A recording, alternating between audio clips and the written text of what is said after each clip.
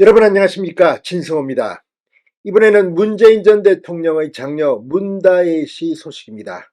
자, 문다혜 씨가 제주도 주택에 이어서 영등포구에도 오피스텔을 보유하고 있는 것으로 드러났습니다. 그리고 이 오피스텔 지금 불법 숙박업소로 사용했다는 그런 의혹이 터지고 있습니다. 시사저널의 단독 보도입니다. 자, 지금 문재인 전 대통령의 딸 다혜 씨, 이 집이 없어서 뭐 청와대에서 살았다, 이런 의혹 때문에 상당히 비판받은 적이 있습니다. 성장한 이 가정을 이룬 자녀가 청와대에서 거주했다는 사실 때문에 논란이 일었는데, 그런데 알고 보니까 지금 이 자신의 주거지 외에도 이 제주도의 주택, 또 오피스텔에서도 숙박업을 운영했다는 의혹에 휩싸이고 있습니다. 이건 오피스텔이기 때문에 위법이 거의 확실합니다. 이런 가운데 방금 전 경찰청 관계자가 문다혜 씨 음주운전 수사에 대한 이야기를 했습니다. 자, 지금 논란이 되고 있는 피해 택시 기사, 이미 용산경찰서가 불러서 소환조사를 끝냈다고 합니다. 문제는 진단서입니다. 진단서를 내게 되면 문다혜 씨가 가중처벌을 받을 가능성이 점쳐지고 있습니다. 이런 가운데 사건이 발생한 게 언젠데 아직도 피의자인 문다혜 씨를 소환도 못하고 지금 신변안전운운, 심지어 국정감사장에서는 다른 장소에서 문다혜 씨를 조사하는 게 아니냐는 의혹이 나오면서 결국 경찰청은 장소 변경을 뜻하는 게 아니다, 이렇게 조지호 경찰청장의 답변을 확인하기도 하는 그런 해프닝까지 있었습니다. 자, 지금 문다혜 씨 의혹이 지금 계속 커지고 있습니다. 제주도 별장이라고 알려진 제주도 주택에서 불법 숙박업을 한 게 아니냐는 의혹이 있는 데 이어서 이번에는 서울 영등포구 도심 한복판에서 불법 숙박업을 했다. 지금 일이 어디까지 번질지 귀추가 주목됩니다. 진성호의 융단 폭격 시작합니다. 문다혜 씨를 융단 폭격합니다. 방송에 앞서 아직 진성호 방송에 구독자가 아니신 분은 붉은색 구독 버튼 눌러주십시오. 더 좋은 방송으로 보답하겠습니다. 지금 이 문재인 전 대통령, 이 딸 다혜 씨와 뭐 서로 교차하면서 소유했던 자동차 2대가 있습니다. 이게 압류만 뭐 11번을 당했다. 아무튼 전직 대통령 가족의 처신치고는 눈살을 찌푸리게 하는 게 한두 개가 아닙니다. 불법 가능성이 있는 것도 있고 어떤 경우는 사법 문제가 아니라 도덕적으로 비난받을 소지가 있습니다. 또 자금 출처 문제도 지금 언론들은 제기하고 있습니다. 자, 시사저널의 방금 전 특종입니다. 문다혜 씨가 제주도 주택에 이어 서울 영등포구에 오피스텔을 추가 보유하고 있다는 사실이 드러났습니다. 문다혜 씨는 이들 두 곳에 실제 거주하지 않고 모두 공유형 숙박업 목적으로 이용해왔다고 시사저널은 보도했습니다. 현행법상 오피스텔이 숙박업소로 제공이 안 된다는 점을 고려하면 위법 의혹이 제기된다는 겁니다. 시사저널이 취재한 결과 문다혜 씨는 서울 영등포구의 주거용 오피스텔을 2021년 6월 분양받았다고 합니다. 문다혜 씨가 4개월 전인 2021년 2월 매각한 영등포구 양평동 다가구 주택과는 별개라고 합니다. 해당 오피스텔은 방송에서 초역세권 오피스텔로 소개된 적이 있습니다. 그런데 이 오피스텔 지난해 9월 준공됐습니다. 문 씨는 이곳에 입주하지 않고 공유형 숙박 플랫폼 에어비앤비를 통해 숙박업소로 제공해왔다고 시사전에는 보도했습니다. 1박 투숙료는 10만원 내지 15만원. 문제는 오피스텔을 숙박업 목적으로 사용하는 게 위법이라는 점입니다. 자, 공유 숙소를 운영하기 위해서는 해당 숙소가 공중위생관리법에 따른 숙박시설 또는 관광진흥법에서 규정한 외국인 관광 도시 민박업의 조건에 부합해야 합니다. 오피스텔은 두 법령의 허용 대상에서 빠져 있습니다. 주거용을 표방하더라도 법적으로는 업무시설이기 때문입니다. 자, 이 한옥체험업이나 농어촌 정비법상 농어촌 민박업도 있는데 도심의 오피스텔은 애당초 해당 사항이 아니라고 시사저널은 분석했습니다. 오피스텔은 현행법상 숙박업소로 영업신고가 안 된다는 겁니다. 자, 문다혜 씨의 오피스텔은 영등포구에 등록된 전체 숙박업소 222개소와 도시민박업소 35개소 중 어디에도 포함되어 있지 않았습니다. 처음부터 영업신고를 하지 않았다고 시사저널은 보도했습니다.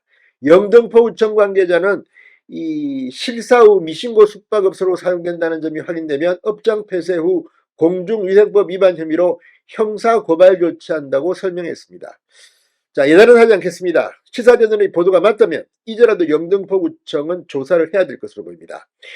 자, 이 현재 에어비앤비에는 오피스텔을 쉽게 찾아볼 수 있는데 이와 관련해 에어비앤비 관계자는 이 숙소의 성격을 주기적으로 검토해 오피스텔 등 주거용으로 적합하지 않은 공간은 삭제하고 있다고 말했습니다. 자, 그런데 문제는 문다희 씨가 소유한 오피스텔 호실의 등기부등본에 따르면 계약 분양가는 약 6억 7,620만 원. 그런데 이 수협은행이 건조당권을 설정한 상태, 건조당권 설정인과 소유권 이전일이 같은 걸로 미뤄봐 분양에 따른 잔금을 수협은행에서 대출받은 것으로 보인다고 시사저널은 보도했습니다. 자, 그런데 지금 이런 돈의 출처는 어딜까요? 이런 의심들이 듭니다. 지금 문다혜 씨에게 김정숙 여사가 뭐 5천만 원을 어떻게 보냈다. 또 이 문재인 전 대통령의 저서를 낸 출판사가 뭐 2억 원을 어떻게 했다. 이런 의혹들이 계속 나오고 있습니다. 이거 제대로 조사를 해야 합니다. 문다혜 씨는 이 공유 뭐 숙박업소 이게 만약에 법에 저촉된다면 이 역시 확실하게 해야 합니다. 자, 지금 문다희 씨는 서울 오피스텔, 제주 주택, 이 임대 수입을 올리고 있는 셈입니다. 또 해당 부동산을 구입하기 위해는 대출금을 빼고도 6억, 7억 상당의 돈을 투자했다는 결론에 이르게 된다고 시사저널은 분석했습니다. 그렇다면 이 돈은 다 어디서 나온 걸까요? 아무튼 지금 이 문다희 씨의 의혹, 만약 정말 불법이 있다면 이건 역시 문재인 전 대통령, 김정숙 여사 깨끗하게 국민 앞에 소명해야 되는 것은 아닌가 이런 생각도 듭니다. 자, 한편 지금 경찰은 이 문재인 전 대통령의 딸 다혜 씨의 음주운전 차량에 사고를 당한 택시기사 지난 9일 소환 조사했다고 공개적으로 밝혔습니다. 문다혜 씨의 소환 일정은 조율 중이라고 했습니다. 자, 지금 국민들이 지켜보고 있습니다. 그 유명한 연예인들도 공개적으로 소환되는 것을 지켜봤습니다. 비공개로 소환하더라도 지키고 있던 기자들에게 카메라에 포착되는 건 어쩔 수가 없는 일입니다. 경찰은 국민들 앞에 부끄럼 없는 수사를 해야 할 겁니다. 진성호의 융단 폭격이었습니다. 여러분 감사합니다.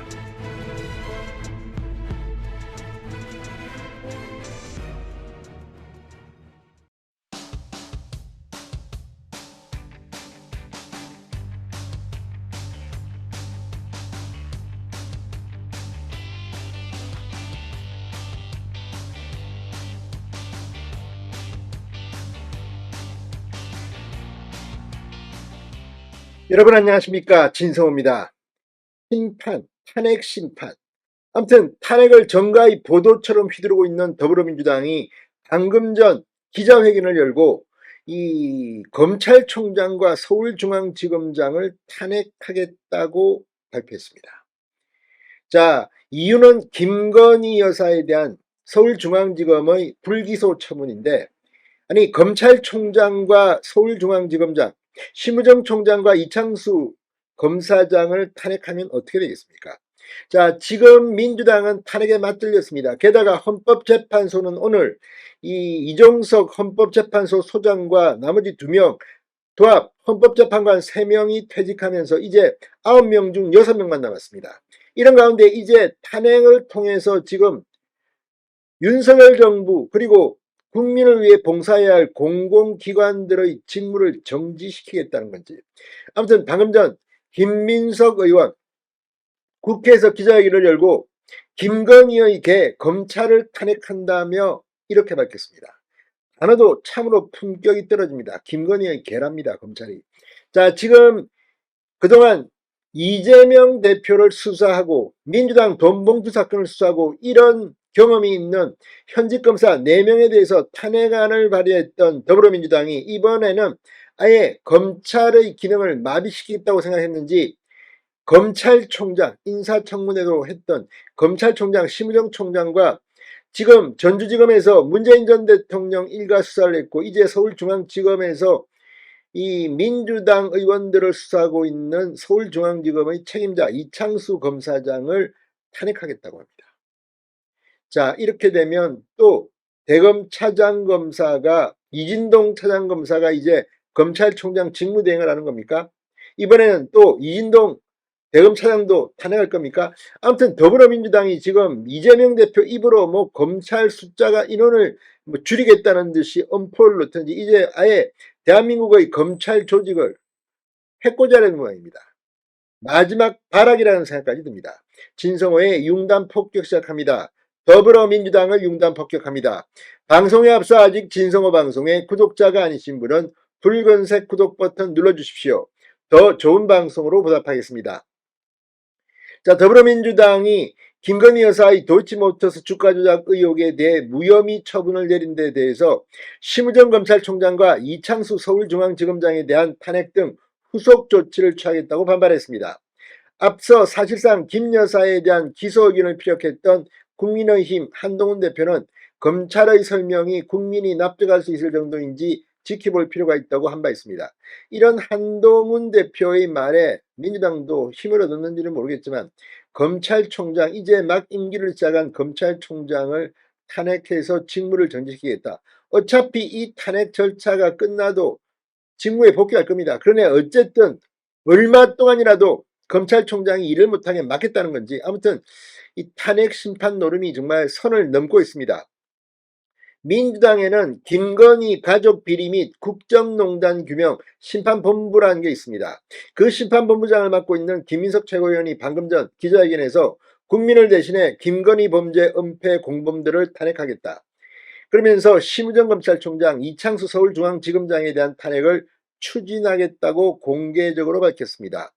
민주당 검찰독재대책위원회는 오늘 기자회견을 열고 정치검찰의 망나니 칼춤에 형사 사법 시스템이 무너지고 민주주의 자체가 심각하게 유린당하고 있다고 주장했습니다. 이 검도기 소속인 노영희 변호사는 이지검장에 대한 탄핵 발의를 검토 중이냐는 질문에 기존 레드팀의 일주일 수사 관행을 깬 채 한두 시간만 형식적으로 운영하고 면죄부를 준 건 민주주의에 대한 저항이자 직무유기를 자인한 것이라고 주장했습니다.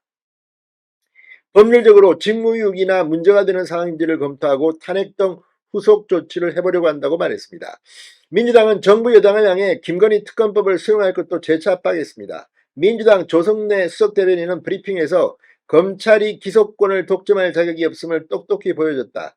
최소한의 사법정의마저 외면한 지금 특검만이 모든 진상을 규명할 유일한 기회라고 주장했습니다. 자, 근데 문제는 이런 민주당의 모습, 이미 민주당이 현직 검사 4명을 탄핵하는 순간부터 검사들과는 이 거의 선전포고 같은 그런 분위기가 감지되고 있습니다.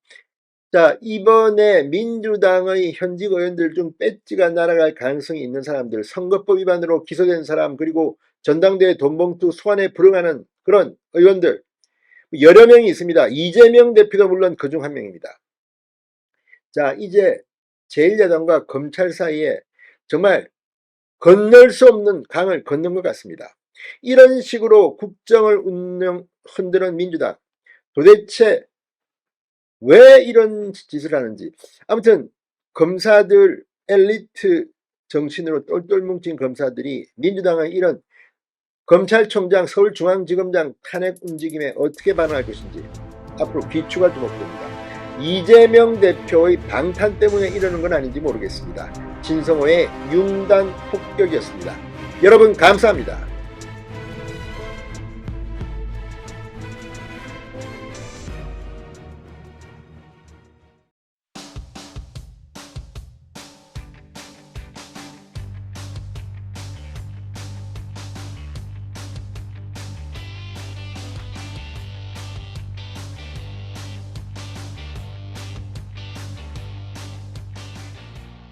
여러분 안녕하십니까, 진성호입니다. 이재명 더불어민주당 대표의 선거법 1심 선고가 이제 이틀 남았습니다. 자, 지금 서울중앙지법에는 전운이 고조되고 있습니다. 일단 집회 신고가 끝났습니다. 이재명의 1심 선고가 나오는 15일 이 서초동 서울중앙지법 앞 도로에는 6,000명이 이미 집회 신고를 마쳤습니다. 자, 지금 중앙지법과 경찰에는 촉 이상이 걸렸습니다. 이런 가운데 더불어민주당은 장난치는 것도 아니고 판사들을 갖고 노느냐는 비판이 나오고 있습니다. 그동안 꿈쩍도 않던 이 법원에 대한 예산 또 입법 완전히 당근을 주기 시작한 겁니다. 게다가 이 검찰의 예산은 싹둑싹둑 잘라 먹으면서 법원의 예산은 늘리기 시작했습니다. 그동안 이 법원의 판사 충원 이런 데 대해서 시도 안 먹혔는데 이번에는 다 들어주겠답니다. 자, 그런데 문제는 이런 민주당의 태도를 보고 판사들도 시큰둥한 반응을 보이고 있다고 중앙일보는 보도했습니다. 지금 도대체 민주당은 감정을 가지고 모든 입법 예산을 하는 건지, 이런 정당을 이 당내 제1당으로 만들어준 지난 총선 결과가 아쉽기만 합니다. 그러나 결국 이게 이재명의 1심 선고에는 별로 도움이 될 것 같지는 않습니다.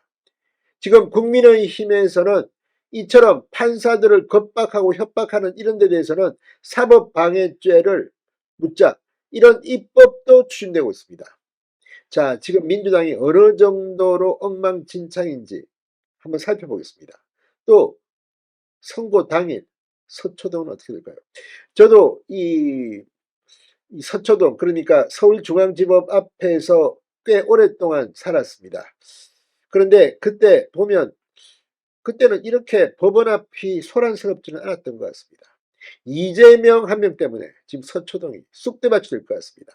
진성호의 융단 폭격 시작합니다. 더불어민주당을 융단 폭격합니다. 방송에 앞서 아직 진성호 방송의 구독자가 아니신 분은 붉은색 구독 버튼 눌러주십시오. 더 좋은 방송으로 보답하겠습니다. 자, 이재명 대표의 선거법 위반 1심 공판이 15일 오후 2시 30분 서울중앙지법에서 열립니다. 서관 311호입니다.